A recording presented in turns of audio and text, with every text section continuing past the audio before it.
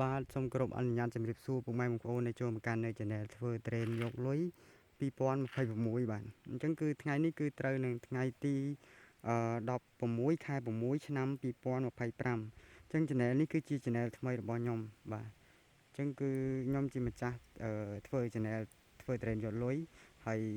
ថ្ងៃនេះខ្ញុំស្អកកផ្ដាសាយភាសាថាមកវឹកមុនគឺភ្លៀងច្រើនពេក 4-5 ថ្ងៃមុនឥឡូវវារាំងបាន 2-3 ថ្ងៃទៅហើយបាទអញ្ចឹងគឺថ្ងៃនេះខ្ញុំនឹងចេញវីដេអូធ្វើវីដេអូបន្តហើយចង់និយាយអំពីថាក្រោយប្រមូលផលហើយយើងគួរធ្វើអីតបាទសម្រាប់ពុកម៉ែបងប្អូនដែលគាត់ធ្វើ Train ថ្មីគាត់đãដឹងថាក្រោយប្រមូលផលហើយគួរធ្វើអីបន្តដើម្បីឲ្យដើមគាត់មានសុខភាពល្អដើម្បីឲ្យ Train យើងនឹងចេញផ្លែផ្កានៅឆ្នាំក្រោយឲ្យបានលឿន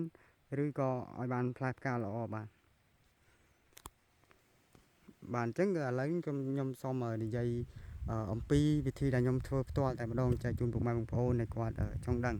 អញ្ចឹងគឺសម្រាប់Train នេះគឺអាយុ5ឆ្នាំហ្នឹងហើយបាទអញ្ចឹងគឺការធ្វើផ្លែហ្នឹងគឺ4ឆ្នាំកន្លះហើយឥឡូវមកគិតមកគឺវាចូល5ឆ្នាំហើយបាទអញ្ចឹងគឺត្រៀមរៀបចំធ្វើយកផ្លែនៅឆ្នាំ2026បាទអញ្ចឹងគឺសម្រាប់ Train នេះគឺបន្ទាប់ពីកាត់ផ្លែហើយគឺត្រួយខ្ចីវានឹងហើបមកនៅពេលដែលផ្លែចាប់ផ្ដើមចាស់ហ្នឹងត្រួយវាចាប់ផ្ដើមហើបមកបន្តអញ្ចឹងនៅពេលដែលកាត់ផ្លែហើយត្រួយវាស្ទុះតែម្ដងអញ្ចឹងគឺបន្ទាប់ពីកាត់ផ្លែហើយហ្នឹងខាងខ្ញុំគឺធ្វើការបាញ់ថែត្រួយអញ្ចឹងគឺសម្រាប់ពុកម៉ែបងប្អូនដែលស្លឹកចាស់អត់ទាន់ហើបត្រួយទេគឺបាច់ទាន់បាញ់ក៏បានដែរគ្រាន់តែបាញ់ថ្នាំលាងដើមបាទសម្រាប់ថ្នាំលាងដើមគឺពុកម៉ែបងប្អូនប្រើថ្នាំរោគថ្នាំកម្ចាត់រោគជាមួយថ្នាំកម្ចាត់សត្វល្អិតពីរមុខហ្នឹងលាយយកគ្នាឲ្យបាញ់ទាំងស្លឹកទាំងដើមទាំងមែកអាហ្នឹងបន្ទាប់ពីយើងប្រមូលផលហើយយើងធ្វើការបាញ់បែបហ្នឹងដើម្បីសម្អាតសត្វល្អិតសម្អាតរោគម៉ាសាបាទហើយបន្ទាប់មកគឺធ្វើការកាត់តែងមែកបាទគឺកាត់តែងមែកសម្អាតមែកណាដែលយើងគិតថាវាអន់មែកណាដែលវាឆ្អៀតដែលយើងមិនត្រូវការវាយើងគឺកាត់តែងចោលទៅអញ្ចឹងគឺសម្រាប់ខាងខ្ញុំធ្វើការកាត់តែងមែករួចរាល់ហើយស្លឹកក៏បានមកឈុតរួចរាល់ហើយដែរគឺស្លឹកនេះវាហើបចេញមកតាំងពី Train នេះកាត់ផ្លែហើយបាទអញ្ចឹងគឺបានមកឈុតហើយអញ្ចឹងគឺការកាត់តែងមែកកាត់តែងលាងក៏រួចរាល់អស់ហើយដែរបាញ់ថ្នាំលាងដើមក៏បាញ់រួចរាល់អស់ហើយដែរបាទអញ្ចឹងគឺសម្រាប់ជីទៅខាងដីគឺខ្ញុំប្រើអ៊ុយរ៉េជី4600ហ្នឹង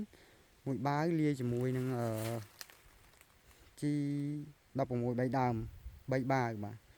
ដាក់ក្នុងមួយដើមគឺ1គីឡូបាទអញ្ចឹងនេះគឺវិធីដែលខ្ញុំធ្វើផ្ទាល់តែម្ដងគឺខ្ញុំប្រាប់សម្រាប់អ្វីដែលខ្ញុំធ្វើផ្ទាល់ជូនពុកម៉ែបងប្អូនឲ្យគាត់ចង់ដឹងហើយគាត់តាមដាន Channel ខ្ញុំពីមុនមកហ្នឹងហើយអត់ដែរឃើញវីដេអូខ្ញុំផុសហ្នឹងឥឡូវខ្ញុំបានបង្កើត Channel ថ្មីហើយសម្រាប់ពុកម៉ែបងប្អូនដែលគាត់តែងតាមដានខ្ញុំគាត់អាច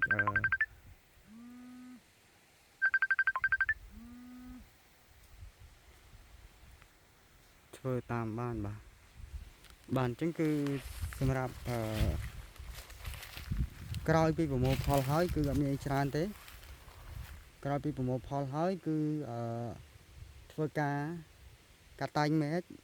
ហើយដាក់ជីបាទកាត់តែងមែកហើយដាក់ជីហើយនឹងបាញ់ថ្នាំលាងដើមបាទនិយាយរួមគឺប្រមូលផលហើយបាញ់ថ្នាំលាងដើមសិនបាទសំទោសវិញបាញ់ថ្នាំលាងដើមហើយសម្រាប់ថ្នាំលាងដើមហ្នឹងគឺខ្ញុំបញ្ជាក់គឺប្រើថ្នាំកម្ចាត់រោគលាយជាមួយនឹងថ្នាំកម្ចាត់សត្វល្អិតពីរមុខហ្នឹងលាយចូលគ្នាហើយបាញ់ទាំងដើមទាំងស្លឹកទាំងមែកតែម្ដងបាទហើយរួមបាញ់ដើមមែកស្លឹកដើម្បីកម្ចាត់រោគកម្ចាត់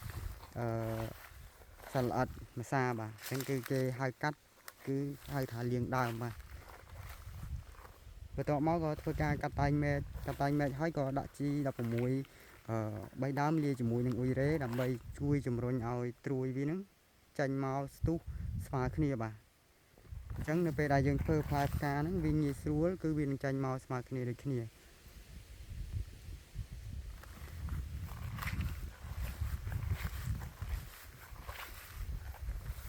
បាទហើយសម្រាប់ជីគឺខ្ញុំដាក់ចំនួន1ដើម1គីឡូសម្រាប់ដើមត្រេនអាយុ5ឆ្នាំបែបនេះ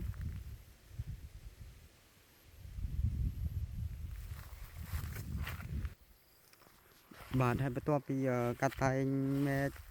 បាញ់បន្ទាប់ពីបាញ់លាងដើមកាត់តែងមែកដាក់ជីអីហើយអស់ហ្នឹងគឺយើងរងចាំមើលត្រួយវាហើបមកបាទតែពេលដែលវាចាប់ផ្ដើមហើបត្រួយមក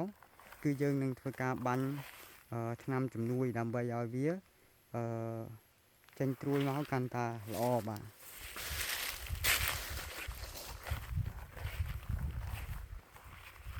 បាទអញ្ចឹងគឺ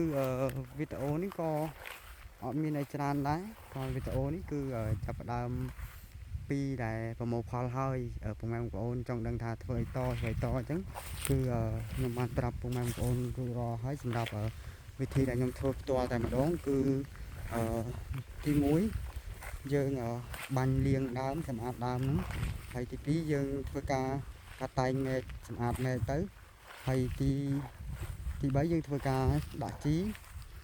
ដើម្បីឲ្យត្រេហ្នឹងវាស្ទុះត្រួយចេញមកល្អបាទវាមានអាហារគ្រប់គ្រាន់ដើម្បីបញ្ចេញត្រួយមកទៀតអញ្ចឹងបាទពុកម៉ែបងប្អូនថាបើគ្រាន់តែដាក់ជីអត់កាត់តែងមែកបានអត់ដាក់បានបាទគ្រាន់តែបើយើងអត់កាត់តែងមែកទី1ត្រេនយើងវា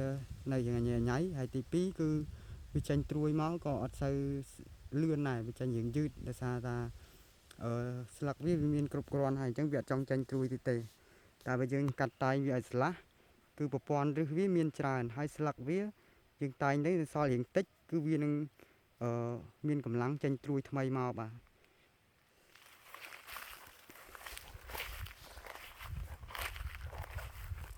អញ្ចឹងគឺត្រួយនេះគឺរាប់ជាត្រួយទី1ហើយដោយសារថាវាចេញនៅរយៈកាត់ផ្លែឥឡូវគឺវាបានចាប់ផ្ដើមចាស់ហើយបាទអញ្ចឹងគឺឆ្នាំក្រោយឆ្នាំ2026ខាងមុខហ្នឹងគឺយកផ្លែឲ្យរៀងលឿនបន្តិចដោយសារថាកុំឲ្យវាក់លក់បាទហើយឲ្យលក់បានថ្លៃឆ្នាំនេះគឺលក់បានថ្លៃថោកទេគឺខាងខ្ញុំគឺលក់បានតែ1គីឡូ14000ទេបាទនៅ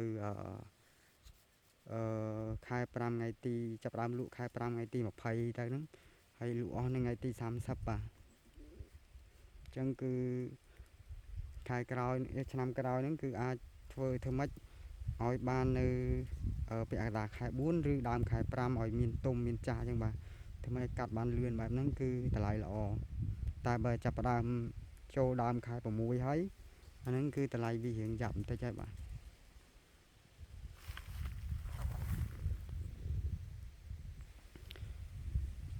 បាទអញ្ចឹងគឺវីដេអូហ្នឹងគឺអត់មានច្រើនទេមានតែប៉ុណ្្នឹងហើយសម្រាប់ពុកម៉ែបងប្អូនគាត់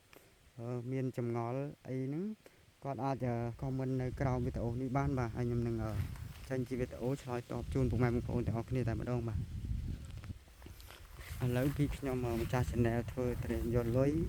2026ក៏ជម្រាបលាពុកម៉ែបងប្អូនទាំងអស់គ្នាតែប៉ុណ្ណេះសិនបាទជម្រាបលាបាទជួបគ្នានៅវីដេអូក្រោយបាទជម្រាបលាបាទ